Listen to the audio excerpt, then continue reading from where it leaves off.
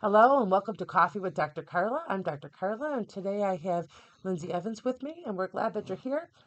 Our goal for today is to talk about mental health related issues and the stigma surrounding them. So,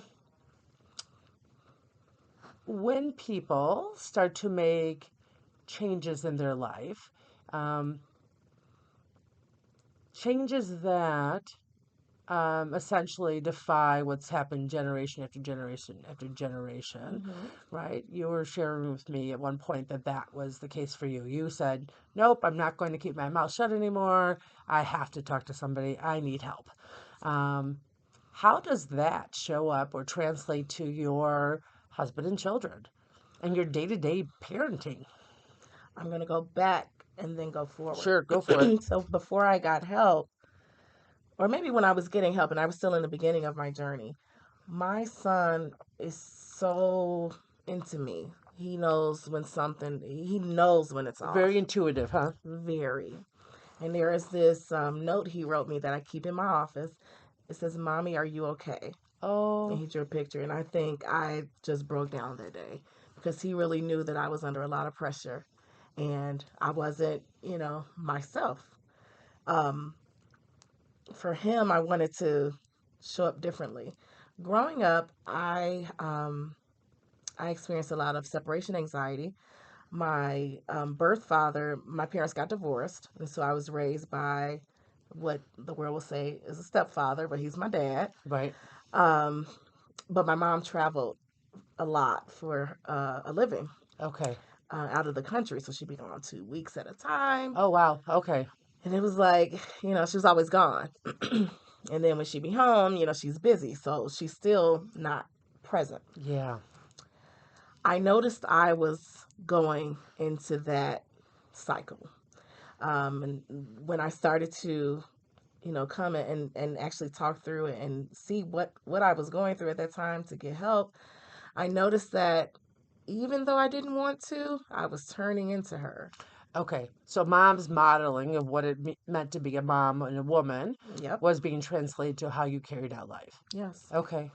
And so I saw how it was affecting my son. Mm, Once I started coming and, actually going through doing the work, that's when I was more aware that he was just like me. okay. And then I was able to remember what it was like when I was Yeah. him, and that it broke me. I was like, okay, we got to do something different. And so now I'm more present when I'm with my children and my husband.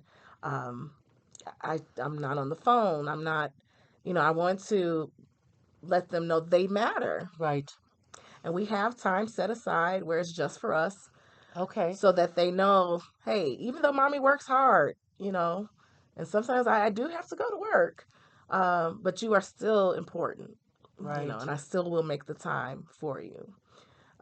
So it really affected my family for the better. Um, but even before with my husband, he knew something was different.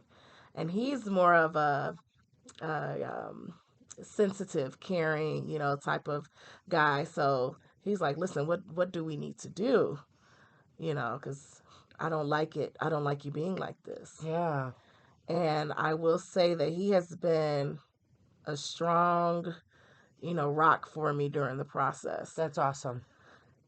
Um, because every day isn't easy, and then to have that cheerleader behind you, like, yes, you can do it. Come on, you can do it. That was it was important. I didn't know that I needed it, but I did. Well, and there's a stereotype out there for men in general that we don't talk about our feelings, we don't cry, Oh my being goodness, sensitive yes. means you're weak, right? Oh, and you sure don't get help, right? So, Mm-mm. I mean, you found yourself a gem Yeah. and and it sounds like he's not afraid to show his feelings. Nope. That's awesome. Yeah. I'm really glad. Boy, I was blessed. Because guys I was dating, were not like Not the right that. fit, right? Yeah. Yeah. So yeah, that made a difference in my journey. So now, so you got some time now that you spend as a family. It sounds like you spend time, individually with the kids as well, so that they, have that one-on-one time. Um, what would a conversation look like, or what might it look like? How do you help them understand emotions and feelings and all that other good stuff? So my son will call me on it if I'm having a day. Oh, okay. He's like, "What's wrong?" So now or he'll catch me crying. Like, "Mommy, what's wrong?" I was like, sometimes, you have to cry just to, or it was somebody had passed away. I said, well, somebody that I loved passed away. And so we would talk through why I'm feeling the emotions that I'm feeling. Okay. So he didn't just, I didn't want him to worry because they worry. And he Right. was like, what's wrong with my mom? Especially if they can't make sense out of it. Yeah. Right? I mean, we don't have to go into these really elaborate adult explanations, but No, as long as they can understand it for whatever age they're at, then they're more secure in whatever's happening. absolutely. And so he would do things. I'm like, mommy's really just not having a good day. It just wasn't a good day today. He was like, oh, do you want me to rub your feet? Do you? I'm like, Like, absolutely. oh. Yeah, So then he's trying to, do things that may bring me joy so that I can get out of it. That's why, I'm glad that we do communicate emotions and things with him so then we can know how he's feeling too. right. And how is it when he's feeling these things? How do you respond? Are you able to stay present with him, or does it become too much sometimes for you? I used to be, what are you crying about? Why are you crying? There's nothing to cry about. Now I ask him, why, what's making you upset? And then we talk about what it is. And then he's like, oh, okay, I'm better. Okay, good. We're Yeah. able to process it. Uh, I did not have that. So it's Yeah. really great that I he mean, I can didn't have it growing up either, It was like, it just was what it was, stop crying. What are you crying Right. about? Yeah. Um, yeah, so that's how we do things now. And I mean, he's so aware of his feelings. Yeah. And he's 7 now? 7, Okay. And then you have another little one. 1. She's 1. Okay. And one, they know a lot. Maybe we're not having conversations about our feelings, They feel it though. right? They do feel it. And you said she's almost 2. Yeah, So yeah, she's walking, she just started walking, babbling a bit, probably. babbling a lot of a bit. Yeah. And how do you help her regulate her emotions? She's a tough cookie. I'm having a time because my son and my daughter are night and day. Yeah. I was like, he was so easy. And she just has all these emotions. Yeah. Um, boy. But I'm learning how to be present for her. Because you know how babies are. They Yep. just want what they want when they want it. Um, but just to spend the time with her, I feel like it does make us bond more. And so like she kind of understands. I understand. Like we understand each other. Right. Right. Yeah. It's interesting. I read someplace a couple different times, but it popped up again recently that if you sustain a hug for 20 seconds or more, that's when the dopamine and all the happy Oh. hormones start to uh, um, come about. And so um, well, I have 5 grandchildren, but 4 of them live with us, and 3 of them are under the age of 5. One of them's 16. She's too cool for words. Oh yeah. But the 5, the 3, and the 8-month-old, I shared with them this tidbit, and so now they want to be able to hug for at least 20 seconds to the point where we count it out, right? Wow. And so it it's one of those like little pieces that we learned, right? And then I could share it at a kid level. They Mm-hmm. didn't care what hormones were being, they just You know feel that me? they supposed to make you feel better. Makes you feel better. Right. So we count it out and we hug and and it does help. It also slows us all down so that we can then respond instead of react. So yeah, The pandemic helped that too. it did. It did. It most definitely did. It slowed me all the way down. Yeah. I didn't know that I was going nonstop.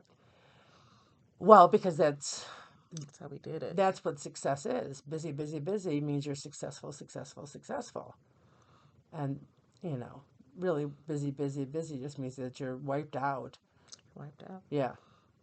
We have nothing left for anybody. Right, exactly. Mm-hmm. So, yeah, I really like that this generation of kids are being talked to more about emotions. Yeah. You know, the idea of emotional regulation is not completely foreign.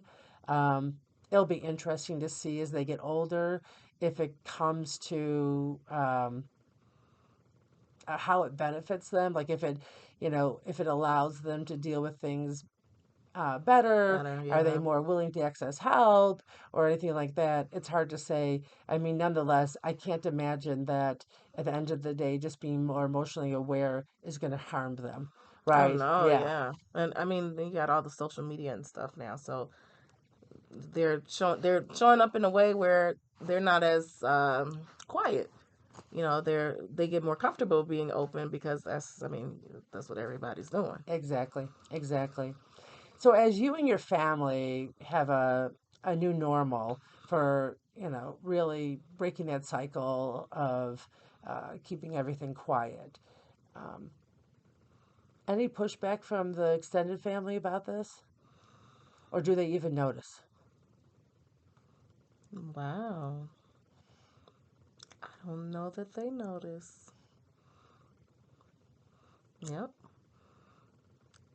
I don't know that they notice anything that has to do with the family unit. Right. Just, the differences the changes that I made. Nope. Yeah, that's interesting. Yeah. Yeah, that is interesting. Yeah. So let's you know as we get to this to the end, what might you recommend? Like what would you suggest to a mom who's trying to, you know, help her kids, her family to be more emotionally aware? Like what kind of things would you recommend? Become a kid. You gotta, once I was able to really relate because I was able to go back to when I was a kid to just remember, okay, now how would you feel if this were happening? Becoming a kid helps you communicate with them in a kid like manner where it's not above their head, but you present it simple enough for them to get it. But then they feel like you you're with them, you care. So yeah, if you become a kid, that'll help them really go through that. You said something earlier too that I think maybe I would add to this. You know, while you know we don't always want to cry in front of our kids or show Right. strong emotions in front of our kids, but the reality of it, you do, and you allow yourself to be vulnerable and authentic. So that's not like, oh, this is good for you, but I don't have to do this. So, you know, And that's how it was growing up too. right, They didn't Parents didn't let you see them cry, and yeah, everything was hush hush.